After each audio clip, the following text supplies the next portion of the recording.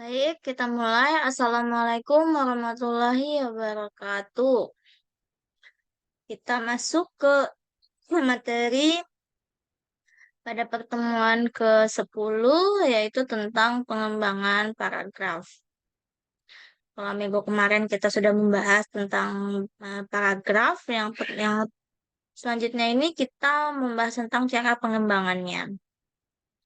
Tujuan dari pembelajaran ini, kalian nantinya harus mampu membandingkan kalimat-kalimat yang benar dari suatu paragraf untuk dikembangkan dalam suatu karya tulis ilmiah.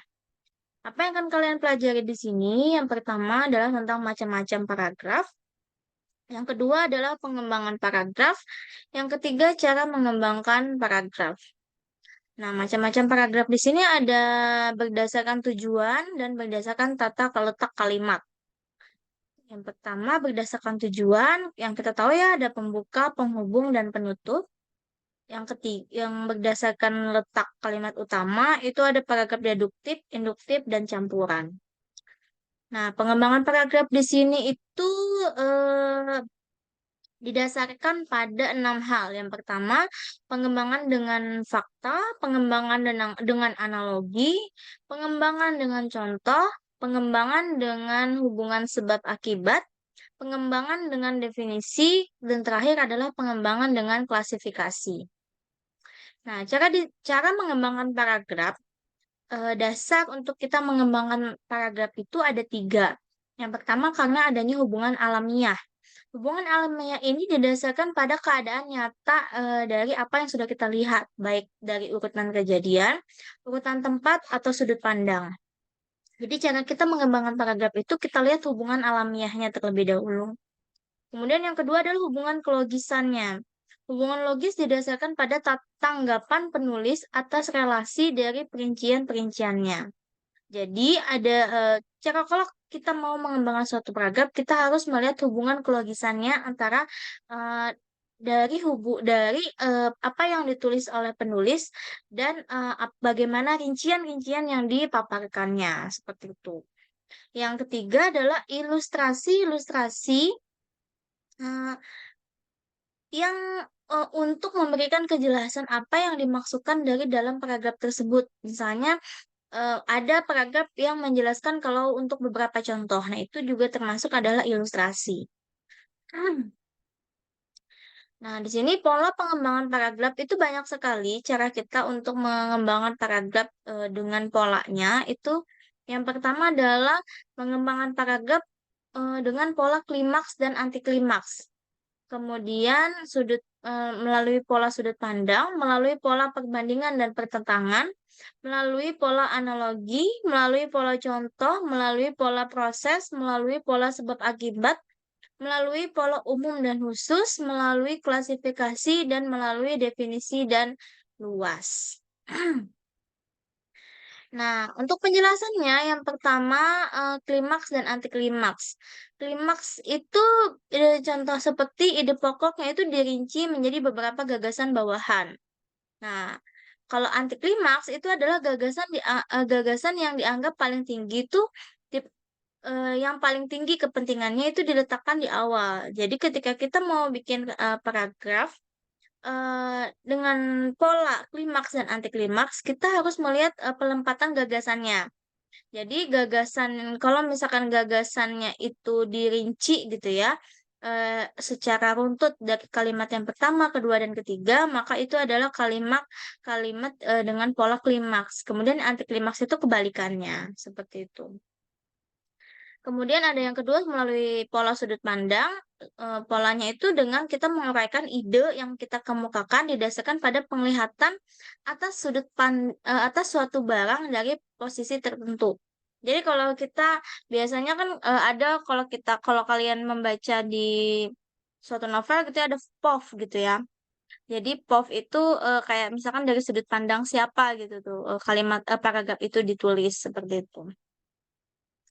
Jadi yang ketiga adalah perbandingan dan pertentangan. Gagasan yang dikemukakan bertolak dari segi-segi tertentu yang menunjukkan kesamaan-kesamaan dari dua hal yang lebih atau sebaliknya. Jadi kita membandingkan dari satu gagasan dengan gagasan yang lainnya. seperti gagasan misalkan ataupun misalkan gagasan itu bertolak belakang. Nah, itu merupakan pola dari pertentangan. Selanjutnya pola analogi. Pola analogi ini pengembangan paragraf dengan analogi biasanya digunakan untuk membandingkan sesuatu yang kurang dikenal oleh umum dengan sesuatu yang telah dikenal oleh umum. Jadi cara kita menganalogikan sesuatu, cara kita membuat paragraf analogi dari sesuatu itu kalian harus mengembangkan mulai dari membandingkan hal-hal yang kurang dikenal dan hal-hal yang sudah dikenal seperti itu. Nah, kemudian pola contoh. Pola contoh ini adalah ide pokok yang diungkapkan dalam paragraf dijelaskan dengan gagasan bawahan yang berupa contoh. Jadi kalau ada gagasan yang penulisannya itu dari contoh-contoh, nah maka itu merupakan pola dari pengembangan paragraf dengan pola contoh. Selanjutnya adalah proses. Gagasan yang akan diungkapkan merupakan suatu urutan dari tindakan-tindakan atau perbuatan-perbuatan untuk menghasilkan sesuatu. Yang namanya proses berarti ada langkah-langkah ya. Jadi langkah-langkah suatu tindakan itu dinamakan paragraf proses gitu. Paragraf dengan pola proses. Selanjutnya ada pola sebab akibat. Saya rasa ini sudah banyak ya.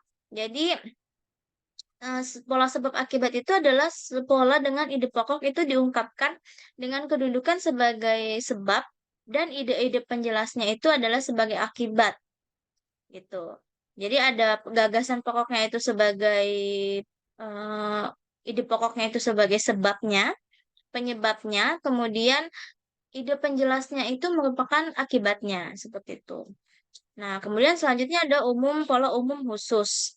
Pola umum khusus ini contohnya adalah misalkan ide pokok pada awal paragraf, sedangkan rincian penjelasnya terdapat pada paragraf berikutnya. Ini hampir sama dengan yang sebab akibat tadi, tapi yang berbeda adalah kalau yang sebab akibat berarti eh, ide pokoknya itu sebab dan ide penjelasnya itu akibatnya, tapi kalau ini polanya dari umum ke khusus seperti itu dari segi rinciannya gitu ya yang membedakan dari dua hal tadi. Kemudian ada pola klasifikasi. Pola klasifikasi ini biasanya pola kita mengelompokkan kalimat dalam suatu paragraf gitu. Paragraf yang dapat dikembangkan dengan cara klasifikasi apabila gagasan-gagasan yang akan diungkapkan dapat dikelompokkan berdasarkan kesamaan tertentu. Jadi kalau ada kita mengelompokkan dari pola ini, maka itu adalah disebut namanya pola klasifikasi. Terakhir, pola definisi luas. Pola definisi luas ini adalah paragraf menggunakan pengembangan definisi luas bila gagasan yang akan diungkapkan itu merupakan suatu istilah.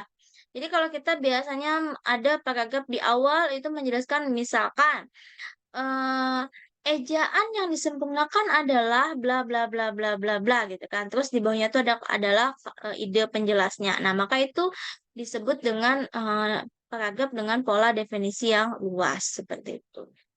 Dan ini biasanya pasti digunakan ketika kita menuliskan kajian pustaka atau kajian teori di bab 2. Nah, definisi luas ini, paragraf dengan pola definisi luas ini biasanya digunakan di awal eh, kalimat gitu ya. Maksudnya, bukan di awal kalimat, di awal bab seperti itu. Baik, mungkin cukup sekian materi kali ini. Jika ada pertanyaan, silakan ditanyakan di kolom komentar. Saya akhiri. Wassalamualaikum warahmatullahi wabarakatuh.